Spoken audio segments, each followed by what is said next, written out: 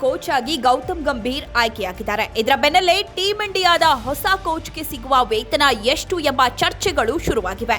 ಈ ಚರ್ಚೆಗಳ ನಡುವೆ ಇದೀಗ ಮತ್ತೊಂದು ಮಾಹಿತಿ ಹೊರಬಿದ್ದಿದೆ. ಅದೇನೆಂದ್ರೆ ಗೌತಮ್ ಗಂಭೀರ್ ಅವರ ವಾರ್ಷಿಕ ವೇತನವನ್ನು ಬಿಸಿಸಿಐ ಇನ್ನೂ ಕೂಡ ನಿಗದಿ ಮಾಡಿಲ್ಲ ಎಂಬುದು. ಇದಕ್ಕೆ ಮುಖ್ಯ ಕಾರಣ ಅವರು ಈ ಬಗ್ಗೆ ತಲೆ ಕೆಡಿಸಿಕೊಳ್ಳದಿರೋದು. ಅಂದರೆ ಭಾರತ ತಂಡದ ಕೋಚ್ ಹುದ್ದೆಗೆ ಆಯ್ಕೆಯಾಗುವ ಮುನ್ನ ಗಂಭೀರ್ ತಮ್ಮ ವೇತನದ ಒಪ್ಪಂದಕ್ಕಾಗಿ ಯಾವುದೇ ಬೇಡಿಕೆ ಇಟ್ಟಿಲ್ಲ ಎಂದು ವರದಿಯಾಗಿದೆ.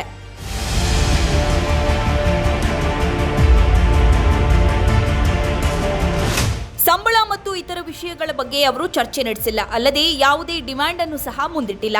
ಹೀಗಾಗಿ ಅವರ ವೇತನ ಎಷ್ಟು ಎಂಬುದು ಇನ್ನೂ ಸಹ ಅಂತಿಮವಾಗಿಲ್ಲ ಎಂದು ಬಿಸಿಸಿಐ ಮೂಲಗಳು ತಿಳಿಸಿವೆ. ಇದಾಗಿಯೂ ಗೌತಮ್ ಗಂಭೀರ್ ಅವರಿಗೆ ವಾರ್ಷಿಕ 12 ಕೋಟಿ ರೂಪಾಯಿ ಸಂಭಾವನೆ ಸಿಗುವ ಸಾಧ್ಯತೆ ಇದೆ. ಏಕೆಂದರೆ ಈ ಹಿಂದಿನ ಕೋಚ್ ರಾಹುಲ್ ದ್ರಾವಿಡ್ ಅವರಿಗೆ ಬಿಸಿಸಿಐ ವಾರ್ಷಿಕ ವೇತನವಾಗಿ 12 ಕೋಟಿ ರೂಪಾಯಿ ಪಾವತಿ ಮಾಡಿದೆ.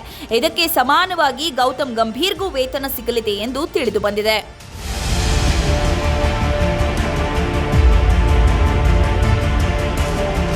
ಗಂಭೀರ್ ಕಾರ್ಯಾರಂಭ ಯಾವಾಗ ಅಂತ ನೋಡ್ತಾ ಹೋಗೋದಾದ್ರೆ, ಜಿಂಬಾಬ್ವೆ ವಿರುದ್ಧದ ಸರಣಿಯಲ್ಲಿ ಟೀಂ ಇಂಡಿಯಾದ ಹಂಗಾಮಿ ಕೋಚ್ ಆಗಿ ವಿವಿಎಸ್ ಲಕ್ಷ್ಮಣ್ ಕಾಣಿಸಿಕೊಂಡಿದ್ದಾರೆ.